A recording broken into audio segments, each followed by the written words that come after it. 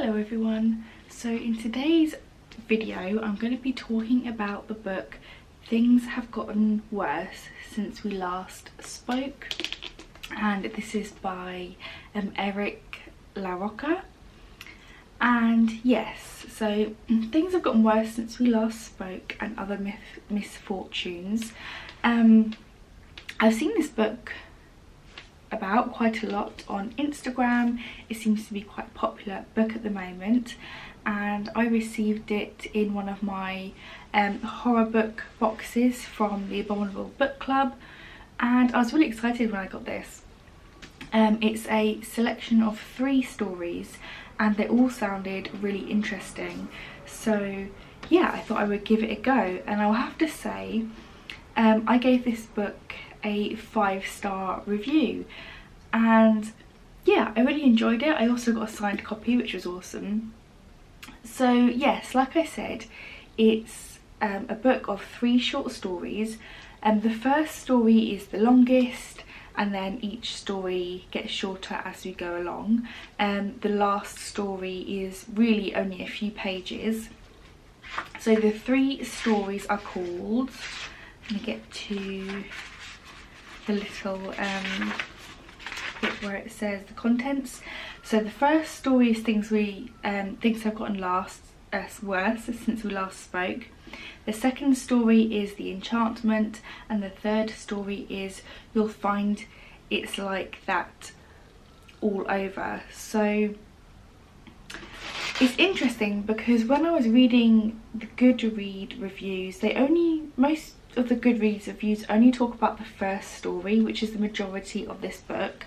So the first story follows 2 women, and it starts off with Agnes. One of the women has put up an advertisement.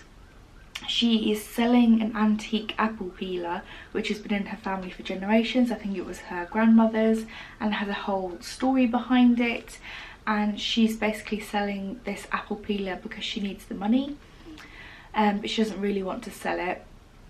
And she ends up communicating with a woman called Zoe, and they go back and forth on instant messenger and through emailing each other. So you're reading the whole story through the emails and messages. And it starts off with her selling this apple peeler, and then their relationship develops into friendship, and then something more, into more very romantic situation.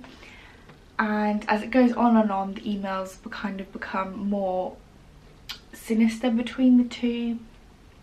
Zoe reveals that she wants a kind of relationship, like a master and slave kind of relationship, where, you know, she wants to control Agnes's life and stuff that she's doing in her life, and she wants her to do things and then report back to her once she's done those things. But the things she wants her to do gradually get more and more sinister. And it's funny because it's described as quite a gruesome book. A lot of people on Goodreads kind of described it as very graphic and very like full-on gruesome stuff, like quite shocking. And I don't know what this says about me, but I actually didn't find it that shocking. I actually think it could have gone a lot darker, and the stuff that happened in it was quite tame. So yeah, I don't know what that says about the kind of books I normally read. But out of all 3 of the stories, I didn't think they were that extreme. I found them interesting for sure, and obviously I enjoyed them. I gave the book a 5-star. I found the characters very interesting. In the first story, they became very intense very quickly, and it kind of showed the lengths, well, all 3 of the stories kind of showed the lengths people would go to in order to find a connection with someone, and, you know, to not be alone, and they just want to be accepted by someone.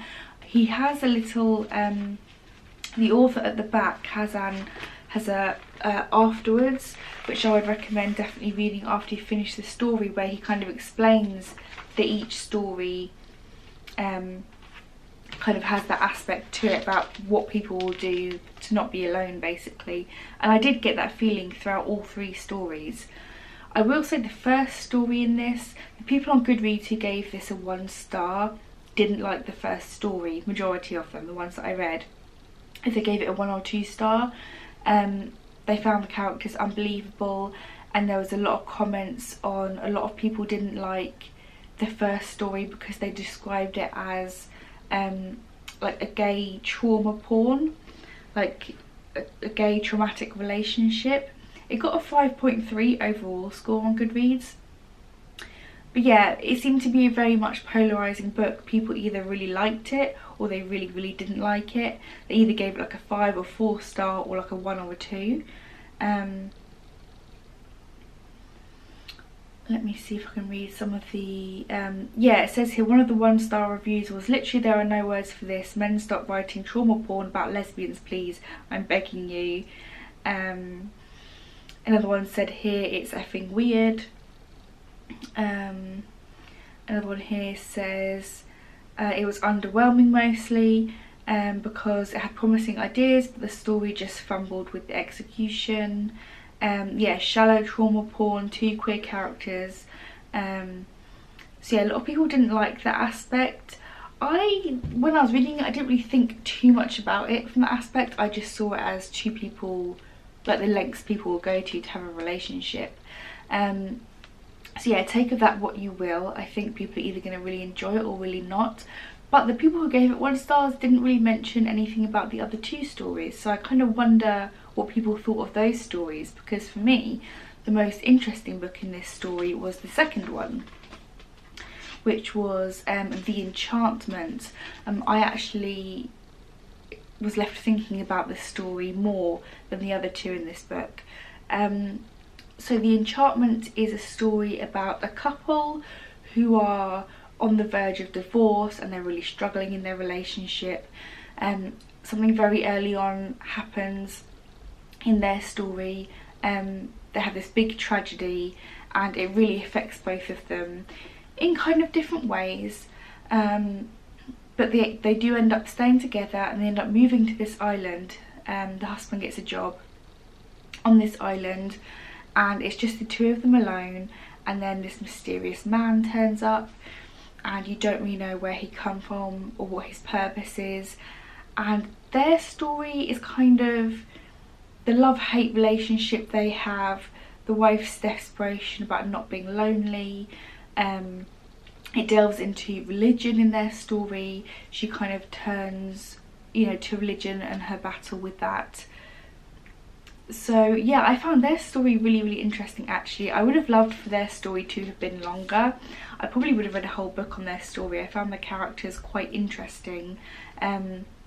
They dealt with the husband and wife both dealt with the tragedy very differently, and yeah, I just found their story really interesting. Again, it was quite disturbing at the beginning, and then as the story continues, it's left a little bit open-ended. Of course they're short stories, so you're not going to get a huge amount of detail in any of the stories that are written in this book. It kind of gives you like a little taste of each one. And to be honest, I probably could have read a full story on all 3 of the stories because I found them very interesting. But yes, the couple isolate themselves to a remote island in an attempt to recover from their teenage son's death when a mysterious young man knocks on their door during a storm. So yes, they both kind of... The dad tries to think about things logically, and then the mother goes on a more religious route, and it's her dealing with her son's death through religion. And yeah, I just found it really intriguing. They had some very dark moments in their story, and you're kind of not sure what's reality and what's not reality, what's in her head, and you know what's actually happening. You know, it kind of has this whole life and death aspect in that story. And yeah, that one I found really interesting. And then the last story, it says, it says, a man confronts his neighbour when he discovers a strange object in his backyard, only to be drawn into an even more dangerous game. So this one follows neighbours who live in this cul-de-sac, and it's about this man, and like I said, he discovers something and it takes him onto his neighbour's property, where he goes to ask his neighbour about the object, and they end up in this really weird game of the neighbour starts making bets with him. Like I said, he doesn't really know much about this neighbour. They've lived, you know, next to each other for years, but he doesn't really know much about him, and in order to be polite, to not be rude, he kind of goes along with his neighbour's games, and he keeps betting him different things, like if you complete this task I'll give you a certain amount of money, and with each bet the money goes up and up, and the neighbour is like winning these games, so he just carries on with them.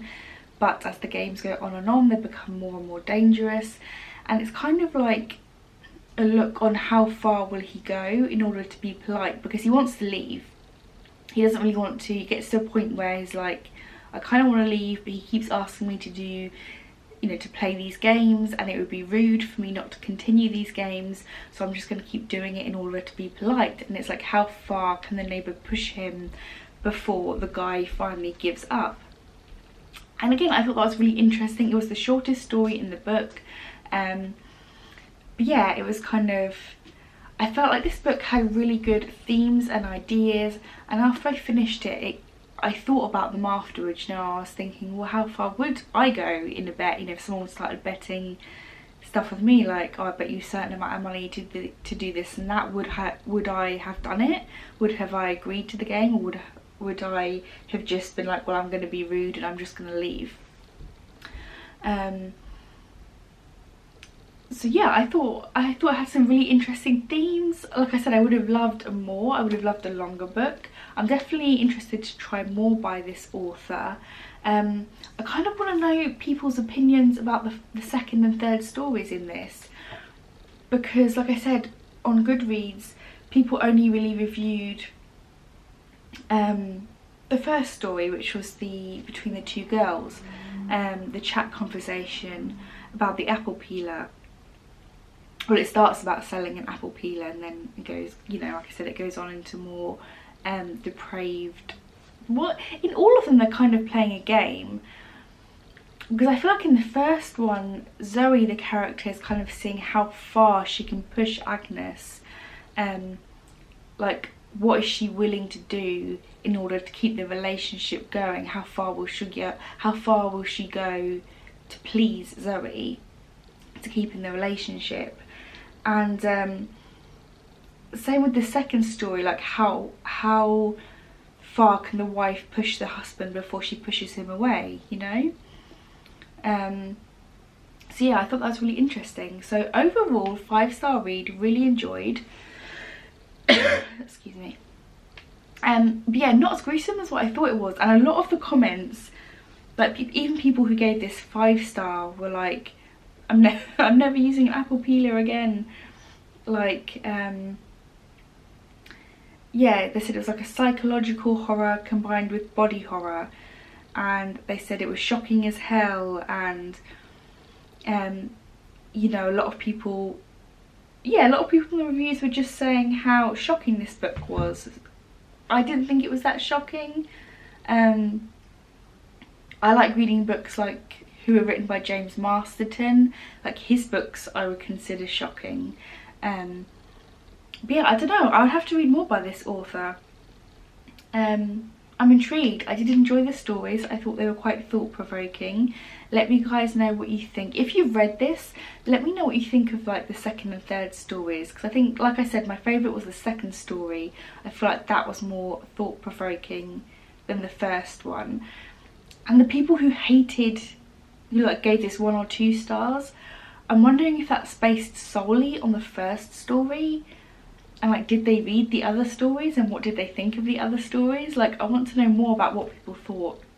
I'm gonna have to look at some more reviews about this book, because I found it really interesting. I would definitely recommend it. Yeah, overall 5 out of 5 for me. Let me guys know what you think about this book. And that's pretty much all I have to say in today's video. So as always, thank you for watching, and until next time, bye guys.